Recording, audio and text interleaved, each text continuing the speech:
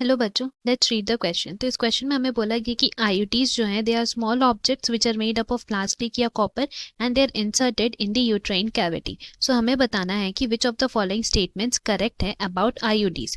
जहाँ पे हमें कुछ स्टेटमेंट्स दिए गए हैं, लाइक पहला में बोला है कि this IUD decreases phagocytosis of sperm within the uterus, और बी में बोला है कि release copper ion suppress the sperm motility, and C में बोला है कि these IUDs do not make the cervix hostile to the sperm, और डी में बोला है, सी था ये, डी में बोला है कि it suppresses the fertilization capacity of sperm, और ई में बोला है the IUDs require surgical intervention for their insertion in the uterine cavity. So हमें यहाँ पे most appropriate answer find out करना है।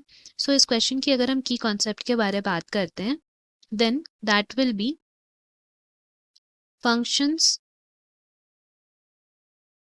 Of IUD.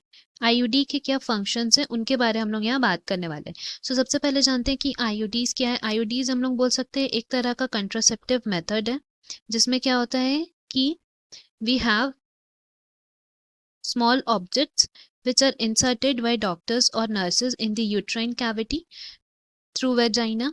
अब क्या होता है कि इसमें हम लोग बोल सकते हैं बेसिकली हमारा 3 तरह का आईयूडीज प्रेजेंट है। कौन कौन से? देन सबसे पहला जो हमारा है उसको हम लोग बोलते हैं नॉन मेडिकेटेड, जिसमें हमारा एग्जाम्पल आ जाता है लिपीज लू।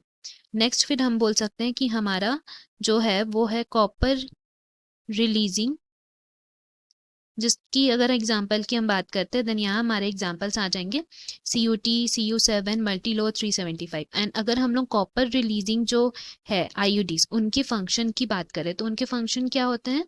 उनके फंक्शन है they basically help to increase the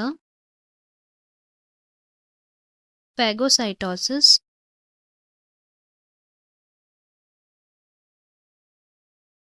of sperm within the uterus। Uterus के अंदर ये जो है स्पर्म का फैगोसाइटोसिस जो है उसको इंक्रीज करता है। So here we can write sperm within the uterus. So इससे हम लोग को ये समझ में आ गया कि कॉपर रिलीजिंग वाले जो है उनका फंक्शन क्या है, to increase the phagocytosis of sperm within the uterus. Now next जो हमारा है वो किस तरह का होता है? That is known as hormone releasing. इसका मतलब है कि इसमें जो होते हैं हार्मोन्स रिलीज होते हैं। सो इनके जो अगर हम एग्जांपल्स की बात करें तो वो कौन कौन से हो जाएंगे? दे आर प्रोजेस्टेरोन या LNG-20। सो अगर हम लोग इनकी फंक्शंस की बात करें तो इनके फंक्शंस क्या हो जाते हैं? They mainly help to suppress sperm motility, sperm के मोटिलिटी को सप्रेस करता है, मतलब कम करता है, या फिर help to suppress the fertilising capacity और स्पर्म, स्पर्म के फर्टिलाइजिंग कैपेसिटी को ये कम करता है। सो हम लोग बोल सकते हैं ये हार्मोन रिलीजिंग के फंक्शंस हो गए। एंड बेसिकली हम लोग बोल सकते हैं ओवरऑल इनका फंक्शन क्या है? For to make the implantation unsuitable and cervix hostile to the sperm। so अगर हम लोग इससे देखें हमारे स्टेटमेंट्स तो कौन कौन से हमारे करेक्ट स्टेटमेंट्स हो गए हैं? वो ए जिसमें लिखा हुआ है कि जो वो डिक्रीज करता है फैगोसाइटोसिस ऑफ स्पर्म, ये तो इनकरेक्ट हो गया बिकॉज इंक्रीज करता है वो फैगोसाइटोसिस को स्पर्म का, दैट इज जैसे इसका उल्टा, इसलिए ये इनकरेक्ट है। बी में जो लिखा है release of copper ion suppress the sperm motility, ये सही है।